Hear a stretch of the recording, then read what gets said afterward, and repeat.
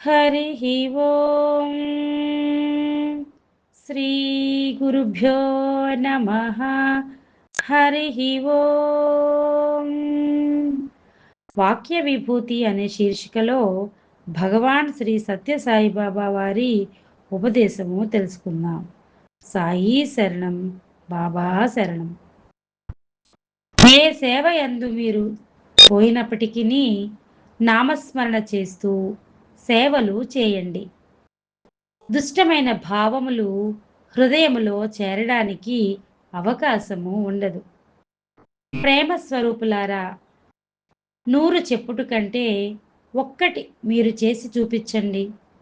మనము మాటలతో కాలమును వ్యర్థము చేయరాదు, పనులతో సార్థకము చేయండి.